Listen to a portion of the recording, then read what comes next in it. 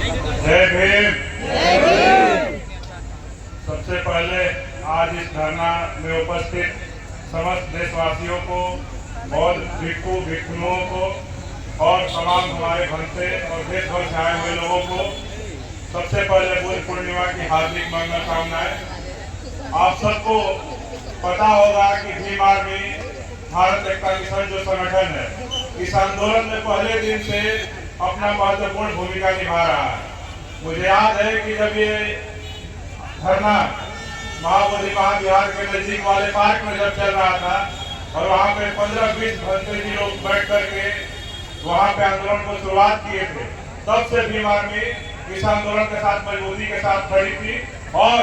जिस दिन से भीम आर्मी इस आंदोलन में खड़ी हुई है, मैं आप सबको बता देता हूँ कि गया जिला के शासन और प्रशासन के कान भी खड़े हो गए हैं। और मैं आपको आज ये वादा भी करता हूँ, दावा भी करता हूँ कि जब तक ये आंदोलन चलेगा तब तक भीम आर्मी इस आंदोलन में मजबूती से अपने तन मन धन से समर्पित होकर के रहने का काम करेगी और इस आंदोलन को जीतने में महत्वपूर्ण योगदान देने का काम करेगी।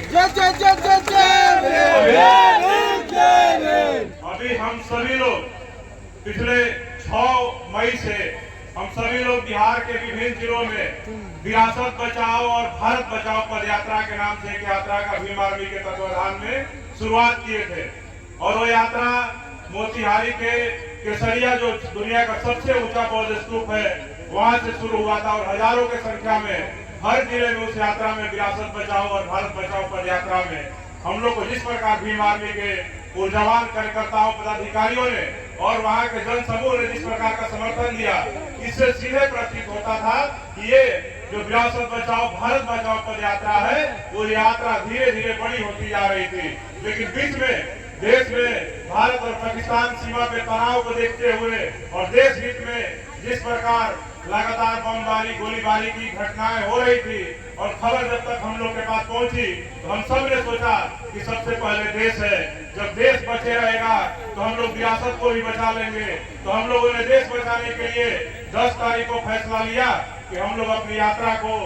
पोस्टपोन करते हैं जब तक ये संघर्ष विराम नहीं हो जाता है, सीज फायर नहीं हो जाता है। लेकिन दुर्भाग्य है कि हम लोग 10 तारीख को सुबह में यात्रा को पोस्टपोन करने का लेटर जारी करते हैं और शाम में सीज फायर का घोषणा सरकार करती है कि अब युद्ध नहीं होगा, गोलीबारी बमबारी जो होगी ये नहीं होगी। लेकिन हम लोग का पद यात्रा अभी वर्तमान रूप में पोस्टपोन हो गया, इसलिए दोबारा से इसको मजबूती से शुरू करने के लिए भीम आर्मी के राष्ट्रीय अध्यक्ष हमारे संस्थापक वीरेंद्र सिंह जी, चंद्रशेखर आजाद जी इस यात्रा को मजबूती प्रदान करने के लिए उन्होंने एक महत्वपूर्ण और मजबूत रणनीति फिर से बनाई है और फिर से हम लोग विरासत बचाओ भारत बचाओ पद यात्रा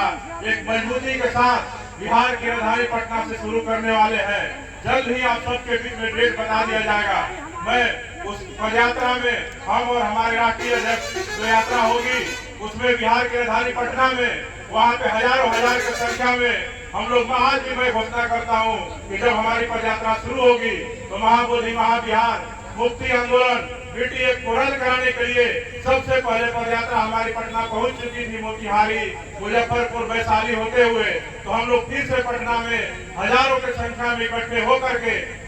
वहाँ पे जो बुद्ध विहार है वहाँ से यात्रा को मुख्यमंत्री निवास की ओर ले जाएंगे और उस दिन महाबोधि महाविहार को मुक्त कराने के लिए बीटीए को खत्म कराने के लिए भीम आर्मी के नौजवानों को अगर सरकार की लाठी भी खानी पड़ी तो भीम आर्मी अपना सीना आगे खड़ा करके रखेगी, भीम आर्मी पीठ दिखाने का काम नहीं करेगी।